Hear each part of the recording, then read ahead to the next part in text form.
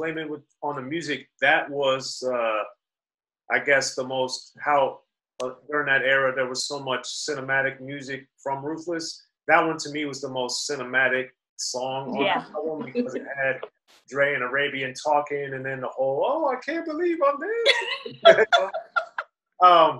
So on the cinematic side, which ties into later with Not Just a Fad in a different way to me, but what was the difference or the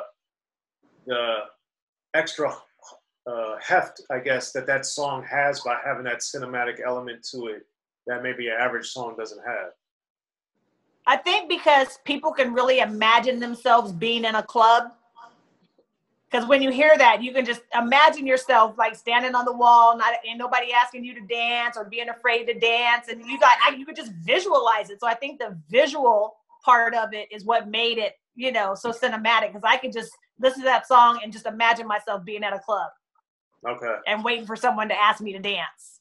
Okay. That makes sense. Now, for me, the hip hop side of the album was the one I preferred, even though I like the hip hop side. So I've always been very intrigued by the next several songs. But with the My Dope intro, Baby D, could you talk about the kind of using all those old school party records, blending them all together, and what was the genesis, and then from you guys, from the writing and performance perspective, how that was? Well, for me, it was just like, oh, this is what I'm waiting for. Like, the hip hop, let's do it. And it was very fun. It was fun, but it was more like I said, Supersonic, yeah, that was the hit, but my heart and soul was the hip hop. Everything I wanted to do was on the hip hop side. Let's release something on the hip hop side, And I believe to this day, even though we were the good girls and still are the good girls, I would love for people to know the hip hop side. And a couple of people know, but not very many know the hip hop side. Everybody knows as the girls that sing Supersonic, JJ Fast, Supersonic. And like I said, you get those diehard fans that knows every word, every song. But I just think we need that hip hop side, would have needed that hip hop side crowd to make that extra oomph for us. Yeah. I definitely always appreciated that side. So we'll get into that a little bit. But with Let's Get Hyped, that's probably my favorite sonically on the album as far as the beat. So Sassy C, for you, like that one obviously has a big beat sample on there, and it has so many different break beats. So since the group came in more on the electro funk faster type of stuff, but this is like super B-boy New York sounding sonics, how did you guys like approach that creatively differently? Well, that's funny because from a show standpoint, I mean, I'm not sure if that's where you were going with the question, but from a show standpoint, when we would do our show, originally we didn't have that song incorporated in the show.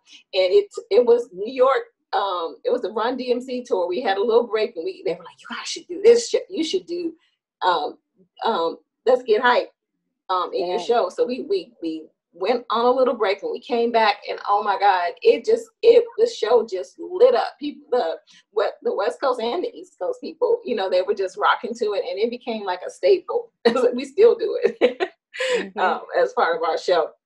But it just kind of crossed it over, actually, you know, between the East Coast and the West Coast. You know how sometimes there was like this big rivalry or whatever, like they didn't think West Coast rap was really happening. As a matter of fact, it was Kango.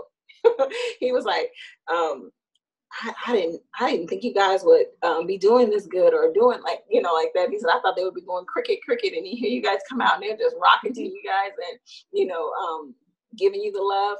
And it just kind of helped make that transition a little bit smoother from our sound and, you know, the East Coast sound. Yeah, UTFO coming through again. He did. He used to always tease us.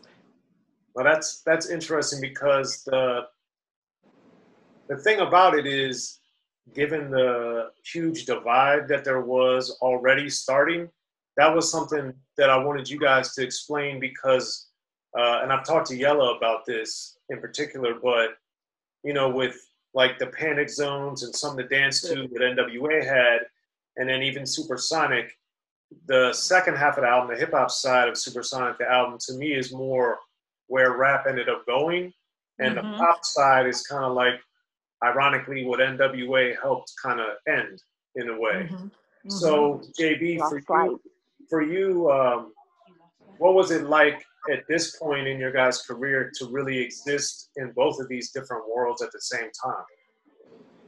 It was kind of hard. I mean, you're stuck because you know that you have fans out there that love Supersonic and it crossed over. And then you have the people like us, we love the hip hop side and we really wanted that to happen. But since we had already established these fans, they were afraid for us to go to the hip hop side and lose all those Supersonic fans. So nobody really wanted to take a chance on that. So it was kind of hard because like Sassy said earlier, we didn't really have the gumption to say, no, we want to do the hip hop side. We were just like, oh, okay. You know what I mean? So it's like, it was our vision to do Supersonic. We love Supersonic. We still love Supersonic to this day, but we also wanted to show our diversity and show them that, yeah, we're rappers too. Like we're real rappers, not just like pop rappers. So that was kind of hard. Yeah. And then because I was one of the few people that knew Another Hoe, evidently, but I always thought it was interesting that Now Really was on their album because it didn't, not that it didn't fit, but it seemed to not fit your guys' image of how you were promoted. So, Baby D, what made Now Really something that made it on the album, since that was very vicious compared to the rest of it? Yeah, that was the little Pitbull coming out. See, that was the little Pitbull side, you know. We had to show, yeah, we are Supersonic, but we could also get that, you know what I mean? Because everything else was like la-di-da-di-da-di-da-di, you know. But I think that was that little, that was that I'm not playing. You know what I'm saying? Now Really. Yeah, it was the other stuff. Like I said, we did that stuff for fun because we was just trying to get our foot in the door, you know. But when we did Now Really, it was like no, Now Really. Yeah. And sonically, one of the interesting parallels to me for that is because it really reminded me of Brand New Funk, similar samples and usage and all that stuff from Jazzy Jeff and the Fresh Prince. And the thing that it always made me think of with Now Really and Brand New Funk is that these are songs that if people looked at either one of you guys as like pop rappers, like Brand New Funk is probably my favorite Jazzy Jeff and the Fresh Prince song. And Now Really is one of my favorite songs from you guys. So, SEC, how do you think, if at all, the perception of you guys really rapping like those type of songs had an effect on fans or people that listened to the whole album? They could see you guys could really rap. Absolutely. And that's exactly what it was. To be honest, people that, like you said, even, you know, looked into it enough to hear that song or to know it, like really listen to every record, loved it. You know, I love this. Now Really, because, well, actually it was more of a compliment because people were now dissing us, you know, like we were the ones that people were coming after. Our same philosophy of how we thought, you know, okay, we're going to diss these people to get our foot in the door. Now here are people coming at us, you know, talking about us, dissing us. And yeah, we had to kind of get back at some people. Not really. Like, really? Do you think that you can do that? Oh my God, that record was cool. And it just really showed, you know, the different the sides diversity. Yeah, most people just thought we were exactly what, you know, they thought, but that really gave them an opportunity to be like, oh, hold on. Or even the one, the Dr. J is on the jump. Time to Get Stupid. I love that one too. Yeah, that's their next song. And that was the other thing. That one, JB, I thought, like a lot of the record, but that one in particular, it sounded like that one was fun to make. Oh yeah. So with Time to Get Stupid, JB, what do you remember about that recording session, or those sessions, I should say? Like you said, so much fun. So much fun to have it be like just a different kind of tune, a different kind of, you know, beat. It was just a lot of fun. And that was the one time that we actually rapped together. You know, like most of our songs are, you know, each one of us going, you know, like I'm JB or, you know, whatever. In this one, we were like JB and Sassy. It was cool, you know. So I remember that part. Okay, cool. Yeah, that's like one of my favorite parts of the song too. Is that you don't get to hear us actually all say stuff together. So that was really cool. Okay. And then, Baby D, what do you remember? DJ Train had told me Easy had wanted him to go be your guys' road DJ, but then that didn't work out. So, but he just didn't really say much about it. But when you guys were getting ready to get on the road and you ended up doing shows with N.W.A. or Eazy-E or Too Short or the harder, quote unquote, harder core acts, the thing I remember about a little bit later, because I was still too young to go to shows, but I remember seeing these bills, and then even the first shows I started going to, the bill was so dramatically different. It wasn't just all gangster rap or all pop rap or all female rap or all East Coast rap. It was really all over the place. So Baby D, what do you remember about the vibe and the energy of those early shows, doing stuff with the N.W.A. and, you know, people from different areas?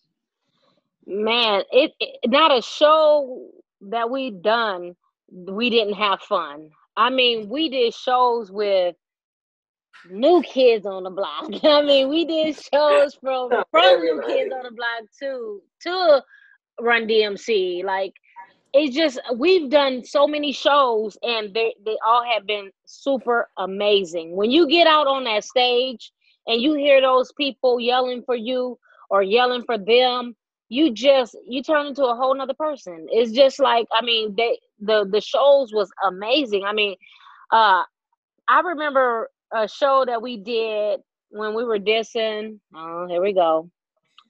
We were dissing, and one of the girl fans was like, "Don't be talking about Roxanne, Shante," you know. And we're like, what? Now we got the mic. We got the advantage because, like, wait, who is you? You know, wait a minute, who are you? We can say what we want, and I'm young, and I'm crazy young, and I'm saying stupid stuff. And I actually get off of the stage and smack the girl. Now, almost got kicked off of that tour because at the time I didn't realize, you know, the liability behind that. But rocking out, being young, being dumb, you know, feeling myself, feeling it, and it was just felt like it was the time.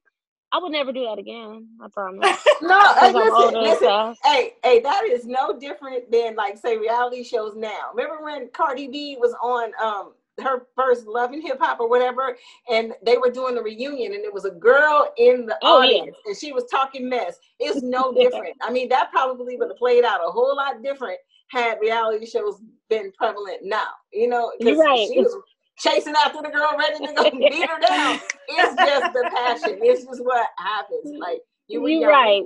You know, we know you did. I will never, ever, ever in life forget that show.